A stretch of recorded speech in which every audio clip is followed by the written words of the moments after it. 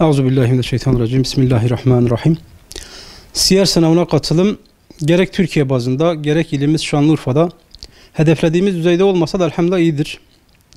İstediğimiz düzeyde olmamasının sebebi Gazze'nin mevcut durumu. Zalim Siyonistlerin Müslüman kardeşlerimize yönelik soykırıma varan saldırıları tüm halkımızın ve bizim birinci gündem maddemiz oldu. Gerek kurduğumuz destek çadırları ve yaptığımız programlar ile elimizden gelen desteği vermeye çalışıyoruz.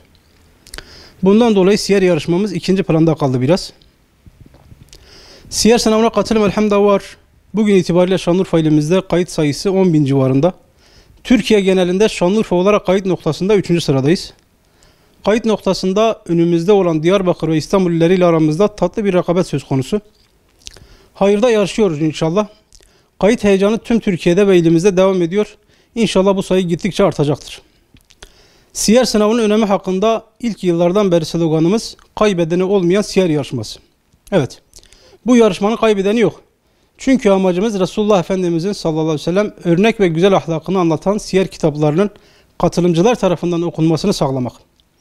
Onun hayatını okuyan biri onu tanıyacak ve hayatını bu okuduklarına göre şekillendirecektir inşallah. Dolayısıyla hem dünya hem ahiretini kurtarmış olacak.